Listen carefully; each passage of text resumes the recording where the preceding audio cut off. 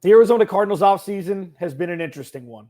Eric Eager from Pro Football Focus is going to join me today to give his thoughts, not only about the 2022 season for the Arizona Cardinals, but some pretty sweet over-unders as well from our friends at betonline.ag. Alex Clancy, Locked On Cardinals. Here we go.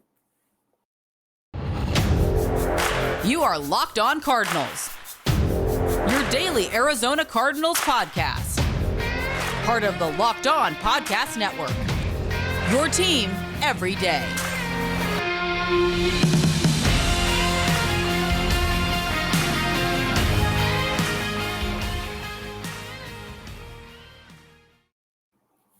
Welcome in. Wednesday episode of Locked On Cardinals. Alex Clancy here. As always, follow me on Twitter at Clancy's Corner. Follow the podcast at Locked On AZ Cards. Please subscribe to the YouTube channel as well. Thanks for making Locked On Cardinals your first listen each and every day. Free and available on all platforms. I feel like Locked On Cardinals is Pro Football Focus West. You know, we had the Connor McQuiston. We got the Trevor Sikkema, one of my close friends. We had Ari Meirov on. And then, you know what? These guys, you know, like the movie Rockstar where Mark Wahlberg is in the front row, and then he's a fanboy, and then the lead singer of the band that he's a fan of, he just takes the place of, and that's how the movie ends with somebody else taking his place. Pro Football Focus is made up of some of the smartest minds in the world, and just another one joining me today. Eric, dude, thank you so much for joining me. I really appreciate it. Hey, thanks for having me on and for the very generous introduction. Yeah, man, of course. So I'm always interested in the national media member's brain when it comes to the Arizona Cardinals, because conventional wisdom lends me to think that the Cardinals aren't an afterthought. It's more of just indifference at times, which is sometimes worse than anything else. Now, they had an interesting 2020 season, started the rise of Kyler Murray, and then the downfall 2021 was one of the more fun storylines for any sports fan to talk about, at least through the first 12 weeks, and then it ended somewhat unceremoniously, but not without positivity looking forward. And then this offseason has kind of been a clunky one. It's been a weird one. Your initial thoughts about the Arizona Cardinals from the end of the 2021 season to today, July 13th?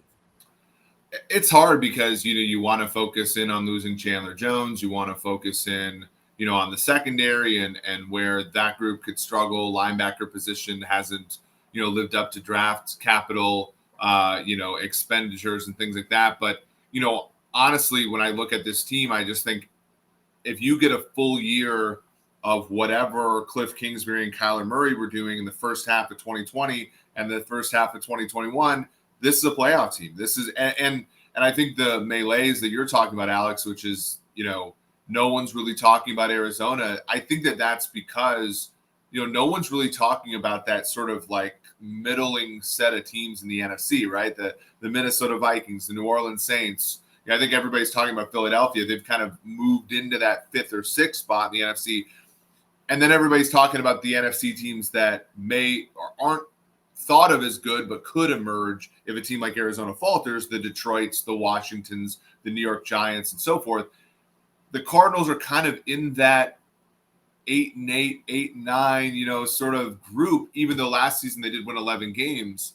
And I think that that is good in the sense that, like, I think the Cardinals can sneak up on people the way they did last year, where they won multiple games as road underdogs early in the season. But also, I think that there are real reasons why they're not a Super Bowl contender, and that's also why we're not talking about them. They don't creep into the same conversation as Tampa Bay, LA, Green Bay, and even Dallas. Eric Eager at PFF_Eric on Twitter.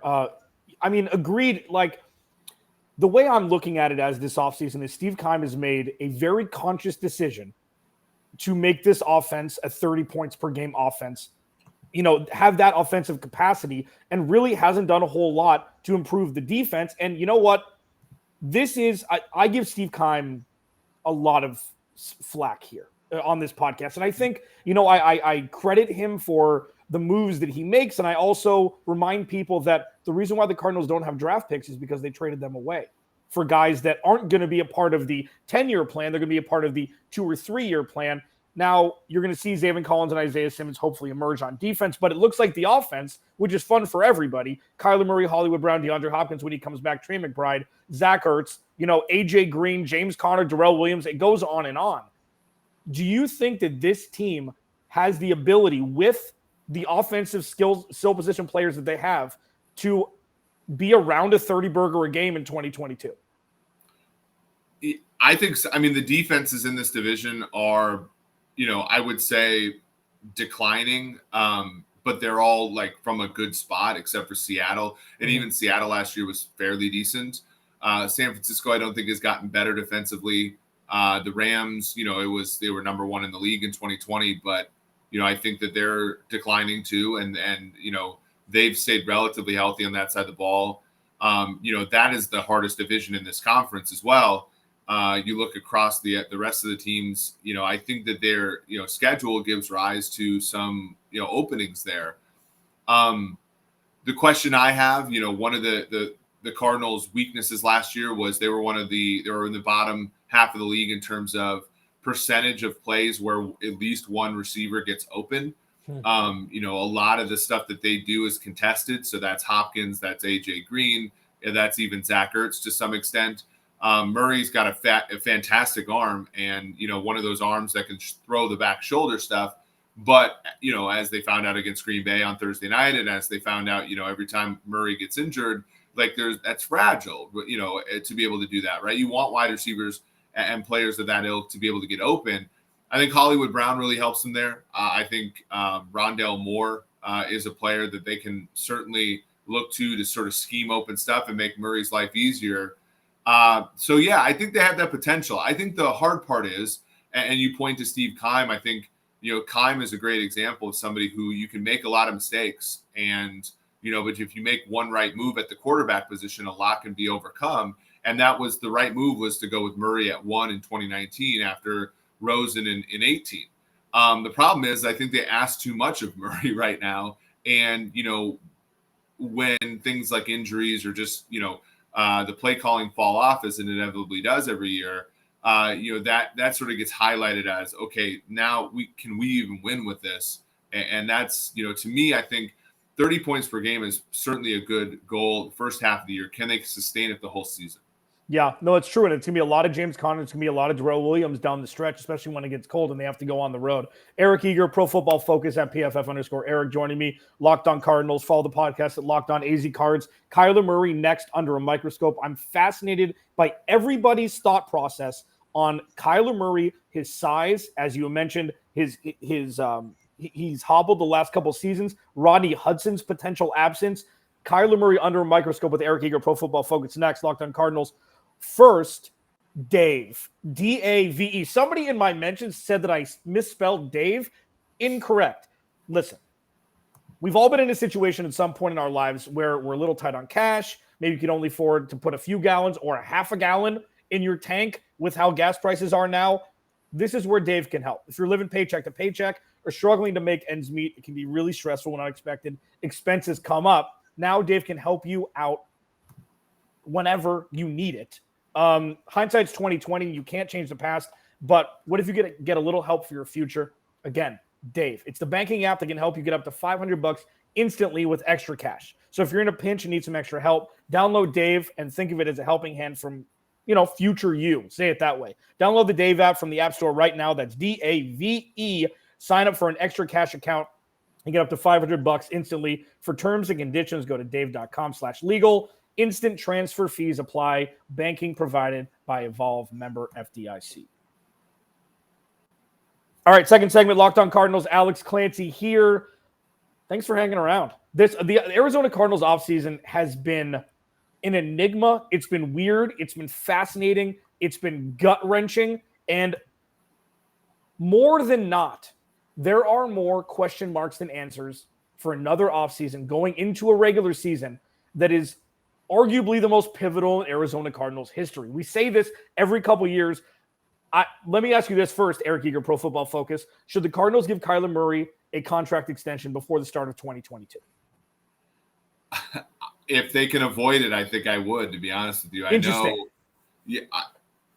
know, it's tough because we saw last season going in. So, and at PFF.com, I've written an article extensively about the value of quarterbacks on rookie deals. And I think the Cardinals are one of the great examples of that value. When you go into a situation with Josh Rosen and he doesn't work, everybody thinks about, oh my gosh, that's such a terrible draft pick. It's such a bad decision, so on and so forth. It's like, I don't know. To me, it feels like a cheap 1-year loss for the team because they went right back in and got Kyler Murray, whereas back in the day, and I know Cardinals fans, I'm trying to think of, the last like really high Matt Leinart, right? When Matt Leinart was drafted, and he was not necessarily a top 5 pick, he was top 10 pick, but like Matthew Stafford, Sam Bradford, they were all making $50 million guaranteed when they were drafted high. So there was a lot of an impetus on like developing mid-tier quarterbacks because it wasn't so expensive. It was pretty expensive to go back in and draft a guy high. Nowadays, it's not, right? So, you get a ton of advantages in having a quarterback on a rookie deal. Unfortunately for the Cardinals, so far through 3 years, they've had one playoff appearance to show for it. They have gotten a lot better. In the Josh Rosen year, they were like 0.4 of a yard worse than the second worst team in the NFL in yards per play. And so they've been better. They've become, respectable, certainly. It'd be nice to see them make a playoff run because usually the hardest job in football isn't identifying who Kyler Murray is.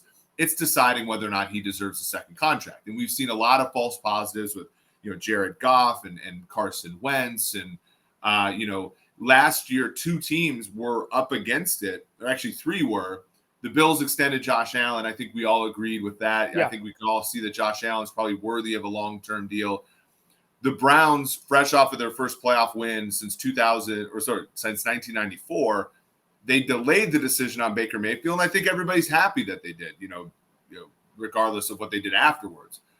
And the Ravens kicked the can on Lamar Jackson, and Lamar Jackson didn't have quite as good of a year, right? And so I think that that's where the Cardinals are. Like, if Murray doesn't improve, which I think given if you triple his salary, you're not going to give him as many good players around him. You're not going to be able to do the DeAndre Hopkins thing again. You're not going to be able to maybe extend Hollywood Brown, or if you do, your defense is going to be worse, which makes your situations harder. Like the going in and saying, here's a guy who's been pretty successful on a rookie deal with all those advantages. Is he going to be successful once we take those advantages away? I usually err on the side of saying no. And so I need one more year of information. And here's the other point. If Kyler Murray is the MVP of the league, it doesn't matter whether or not you're paying him $40 million or $50 million a year, right? He's that good. At some point, after a certain level of competency, what I pay a quarterback doesn't matter. But if he's kind of bad or just mediocre, if he's like Kirk Cousins, Derek Carr, Ryan Tannehill, somebody like that, and he's hanging a 40 burger on your salary cap, you're going to be and then you don't have the money to sort of patch around the reasons why he's struggling. I think you're going to regret that. So that's my take on Murray, and it's kind of controversial because no one acts this way.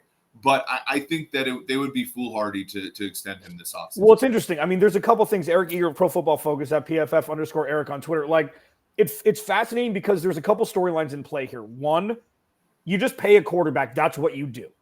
And whenever you pay that quarterback, you don't win a Super Bowl afterwards. And the thing is, like with Tom Brady, they screwed everything up. Not only for the dynastic way that they did things, they didn't pay anybody. Tom Brady was getting fully guaranteed contracts well before anybody understood what that was because they were kicking the cap down the road, but the cap hit was there so they could bring people in.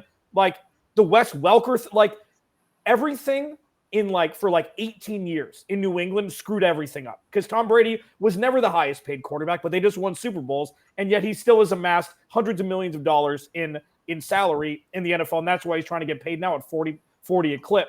But number two, I find people comparing Kyler Murray to the journeys of Joe Burrow and Justin Herbert and guys that just ruined. I say they ruined it for everybody because that's not what's supposed to happen. Patrick Mahomes has even looked human is loosely defined, but I mean, he's looked way less perfect in the last 2 seasons than he did in his first full year when he had 10 touchdowns in the first 2 weeks or whatever. Aaron Rodgers, you see what a roster looks like when a quarterback gets paid all that money. So it's like comparing Kyler Murray to everybody else isn't fair. Like he is the most important draft pick the Cardinals have ever made, not named Larry Fitzgerald potentially, on the offensive side of the ball. And that should be enough to pay him, in my opinion, even though I completely understand what you're saying about it crippling the potential of the future for building out a roster.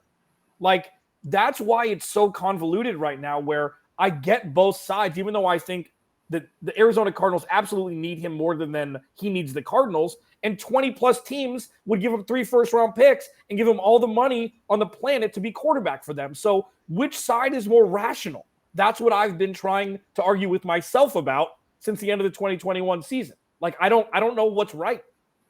Yeah, I think, well, you said it right there. You said if you hit on a quarterback, you pay him. And I think that underscores why this gets done, right? Because Steve Keim, I mean, there's only one general manager every single year that wins the Lombardi, right? Mm-hmm. And so every other general manager has to hang other banners. They have to erect more different trophies. And for Keim, it's, I had the stones to go back in and take a quarterback when I had another one. And that contract extension is as much a reward for him as it is for Kyler Murray. And I think that's where, you think about Goff, you think about Wentz, what was associated with them? It was big trade-ups. It was ballsy moves to go up and get a quarterback. And those contract extensions were every bit as much for the general manager as it was for the quarterback. And that's where I think like the irrationality sort of inserts itself a little bit. I have no problem with Kyler Murray. And this is the hard part. Like, this is where this is where all the irrationality is. There are no quarterbacks really making between 10 million, which is what the first overall pick is making APY, and like, let's say 25 million, right? The year that Burrow was starting, there was a $10 million gap between him and Bridgewater, which were the two starting quarterbacks, basically adjacent to each other in the salary ranges, right? Mm. There's that huge gap there. And I believe the only first round quarterback that has taken a deal that was like not within, bounds of, sort of the max deal for a quarterback after being drafted, pretty high was Blake Bortles, right after his decent year with the Jags in 2017. And so the problem is if you're the Cardinals, you can't go to Murray's agent and say, I want the Bortles deal, right? Because the agent's going to laugh you out of the room because he's certainly been better than Bortles. But if you're the Cardinals and you pay Murray $45 million APY, you're you're losing, right? Like, in most cases, unless Murray becomes one of the best quarterbacks in the NFL, and I think he's probably more around 12, right? Mm-hmm. If he doesn't become one of the best quarterbacks in the NFL, you're basically praying that what happens to you during his career is what happened to like the Saints in 2016, 2017, where they just hit on every draft pick during a 2-year stretch. And then all that young talent comes in with the quarterback's contract as sort of an albatross, and you win as a product of that. Everything else, in the history of like quarterback second contracts when the guy isn't elite has been, this team ends up being bad and everybody sort of regrets it. Yeah. I mean, Eric, you're pulling on my heartstrings here. Like, I agreed. And the big thing looming over everything is the offensive line isn't good without Rodney Hudson. Like, the offensive line that's not fair. The offensive line is a B- student without Rodney Hudson. The offensive line is a fringe, honor roll student with him. And if I'm Kyler Murray and Rodney Hudson retires, I'm not playing a down without a new contract. Yep. And I feel like that's just good business, regardless of if I think he's outgrown not only his agent, but his head coach at this point. We'll leave that for another day. Eric Eager from Pro Football Focus joining me. I have some lines from betonline.ag, our trusty partner here, that I haven't told him these yet. This is full organic, and we're going to do a rapid fire in the final segment. Alex Clancy, Eric Eager, Locked On Cardinals. Be right back. Final segment. All right. Final segment, Locked On Cardinals. Alex Clancy, follow the podcast at Locked On AZ Cards. Follow me at Clancy's Corner. This is my second to last week of 3. I'll be doing 5 backup starting on July 18th. I mean, football soon. Oh, and the Keim counter starts on Thursday. That'll be 50 days since Steve Keim said that Kyler Murray is the future of the organization on the Pat McAfee show, and Kyler Murray is still yet to get a deal. I can't wait until I get eviscerated on Twitter. I don't care. It's my podcast. With which NFL stars move the betting line the most starting July 18th? Locked On gives you the 50 most valuable players in the NFL from the odds makers at BetOnline. Available July 18th on Locked On NFL, wherever you get your podcast and on YouTube. Okay, so Eric Eager, Pro Football Focus, you're a numbers guy. You've got numbers infused into your being over Pro Football Focus. I took some lines from betonline.ag and Arizona Cardinals Cedric over under. Very fun game here. Arizona Cardinals, and you alluded to this a little bit earlier. Luckily, there's a 17th game though, so you have to pick one or the other. 8.5 wins, Arizona Cardinals over under. I actually invested in this a little bit ago. I'm on under. I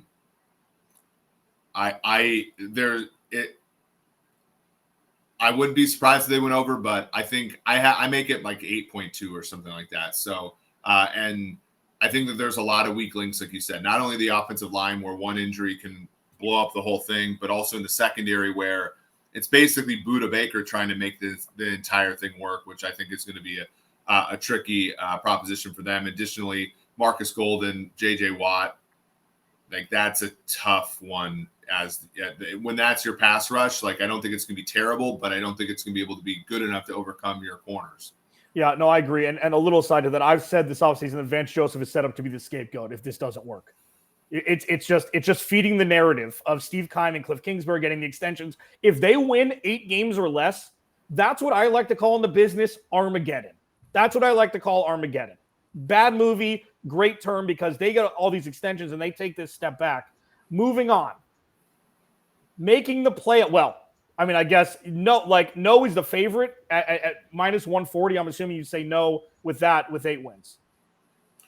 Well, yeah, minus 140, that's going to require you to be, in the high 50s as far as probability. Like there's a chance they win 8 games in this conference and they still make the playoffs. So I don't necessarily – I think under 8.5 wins is a better bet than no playoffs, just because when you look at this team, it's like – or you look at this conference, Chicago, Seattle, Minnesota, Detroit, Washington, New York Giants, all could – and then Atlanta, Carolina, like all – New Orleans, all those teams could be horrid, and like they could make the playoffs with 7-8 wins. So I would lean no, but I think at minus 140 it's a little expensive. So I would lay off of it, but I lean no. And then just a handful of Kyler Murray props here. Over under 4,000 passing yards, which is only 235 a game. Yeah, that's assuming he plays all 17. Right. But yeah, that's the sticky wicket, right? With all these player long props. I would go over. I think he'll find a way to stay healthy this year, at least enough to throw. And they won't be as good. So he'll have to throw, I think, for 300 yards in some games where they're not leading. So I'll go over that. And then the last one here, this one, when you look at a line and you're like, these bastards know something I don't. Where it's like, how are they making this line of thing? Over or under 5.5 rushing touchdowns for Kyler Murray in 20. Couldn't he get that in 2 weeks? Like this thing is it's when you don't want to bet under because you love football and you want to see something happen as opposed to seeing something not happen.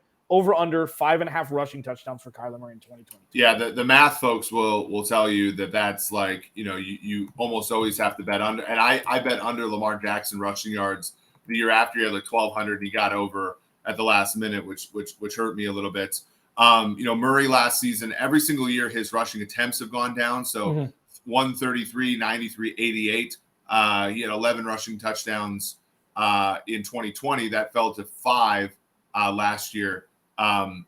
So I would go under just because, again, I think that their offense is going to evolve away from requiring him to use his legs so much.